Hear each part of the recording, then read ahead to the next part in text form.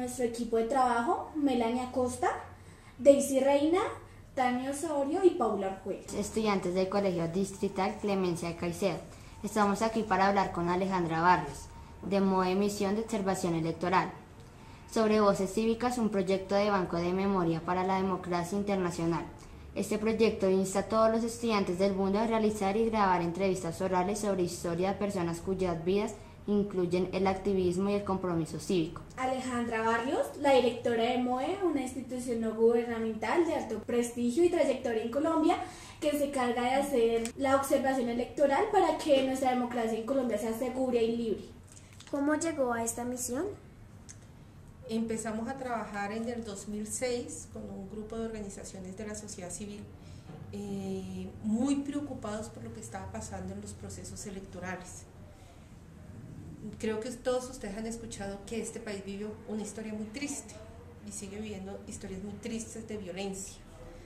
Nosotros llegamos al 2006 y en el 2006 tenemos una preocupación real, y era que a partir de los desaparecidos, las masacres, del conocimiento de que había políticos que tenían relaciones con grupos armados al margen de la ley, las elecciones realmente no estaban siendo libres y transparentes, que mucha gente en este país fue obligada a votar por alguien y que hubo muchos votos que no fueron por decisión de las personas, sino que fueron votos a la fuerza. Entonces tomamos la decisión de solicitar observación internacional, pero como no nos pudieron acompañar en la observación internacional, tomamos la decisión de ser nosotros los observadores de nuestra propia democracia. ¿Cómo este grupo de jóvenes se impulsan para defender no solo el derecho de ustedes, sino de la población colombiana? ¿Cómo comienza el movimiento del 91? Mira, creo que empieza a partir de un fuerte convencimiento que eso solamente surge de acá adentro, cuando uno dice: este país, que en ese momento no lo estábamos diciendo es un país ni para mis hijos, sino es mi país, lo que estoy viendo aquí no puede seguirse desangrando de esta manera. Y en las universidades empezamos a discutir sobre qué era lo que estaba pasando, sobre la influencia del narcotráfico en la forma de hacer política, sobre la influencia de la violencia en la forma de hacer política. Veíamos que se estaban matando, pero que además se estaban destruyendo ciudades y que estaba pasando toda una violencia que no nos iba a dejar ningún país donde vivir, o ninguna forma decente además en ese país donde estábamos viviendo. Y desde ahí empieza a surgir además esa decisión profunda de que teníamos que cambiar las cosas y que quienes tenían una voz fuerte, algo para decir, era la juventud. ¿Cómo reciben los ciudadanos comunes esa intervención de la misión de observación? Pues creo que hay diferentes posturas frente a la intervención de la misión de observación electoral. Por un lado, nos toca explicar muchísimo que solamente podemos y entramos a municipios cuando hay ciudadanos que tienen la capacidad de acompañarnos en hacer observación electoral. Entonces a veces generamos muchísima expectativa entre los ciudadanos. Nos toca entrar a explicar que solamente si ellos se unen puede haber observación electoral, pero en general la ciudadanía recibe este ejercicio muy bien, con mucha simpatía, además porque entramos a apoyar los derechos de los ciudadanos. En los partidos políticos encontramos de todo. Hay partidos políticos que consideran que nuestra intervención es muy oportuna y que debe estar, pero pues obviamente también hay partidos políticos que se preocupan mucho por lo que nosotros salimos a decir, porque pues a veces les señalamos los errores que cometen o las cosas que no tienen que ver con la consecuencia de hacer lo mejor para la ciudadanía. ¿De qué manera, o sea, cuando ustedes les hacen ver sus errores, ellos cómo reaccionan, estos partidos cómo reaccionan? Pues hay de todo. Hay partidos que hacen una reflexión sobre nuestros comentarios. Y te voy a poner un ejemplo. Hoy le estamos nosotros pidiendo a los partidos políticos, a todos los partidos políticos, que digan cuáles son los criterios para seleccionar candidatos. En la mayoría de los partidos políticos en este país, desde el 2006 se vienen investigando y condenando a congresistas por haber tenido relaciones con grupos armados al margen de la ley. Los partidos políticos dicen algo que es cierto: las responsabilidades son individuales, pero hay algo que se llama responsabilidad política, y es la responsabilidad de todo ese partido por las equivocaciones que cometió, si fueron equivocaciones, por haber inscrito candidatos que tuvieron relaciones con grupos armados al margen de la ley. Hoy les decimos, díganos cuáles son los criterios para elegirlos del próximo año. ¿De qué maneras puede afectar tanto la Constitución del 91? ¿La reelección? Sí. Cuando la Constitución es los planos de una casa. Imagínense que es, cuando tú tienes una Constitución, tú tienes los planos que te dicen cómo se va a levantar esa casa o ese edificio. Y entonces eso genera unos sistemas de equilibrios y de pesos y contrapesos. Es decir, uno dice, sobre este piso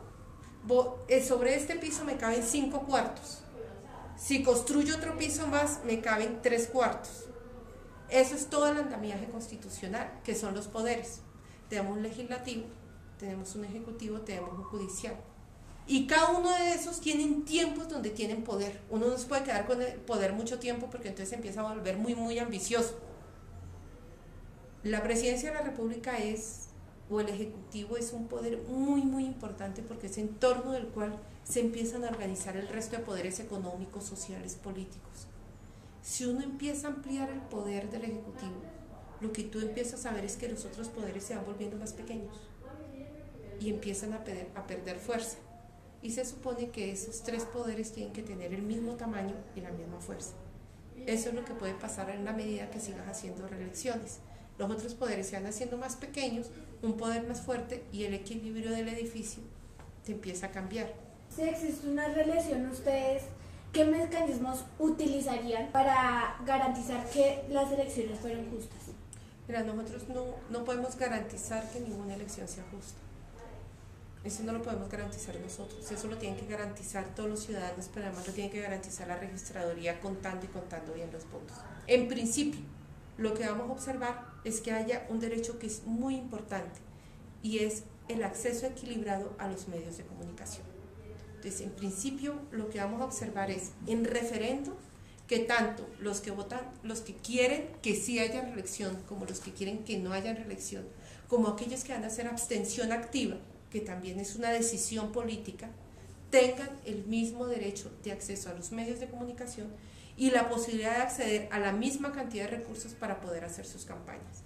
En principio, esa es nuestra decisión de observación, porque no sabemos cuánto se pueda demorar entre que se decide el fallo de hacer el referendo y la fecha en que se haga efectivamente el referendo. ¿Y ustedes cómo penalizan a los candidatos cuando hay infracciones en la campaña que ellos realizan? Mira, nosotros no somos autoridad, la autoridad es la que penaliza. Nosotros recibimos la información de ciudadanos y ciudadanas. ¿Qué hacemos con esa información? La hacemos pública y se la mostramos o la comentamos a los medios de comunicación. Toda la información que los ciudadanos nos cuentan, entonces nosotros le comentamos también a los medios de comunicación qué es lo que está pasando.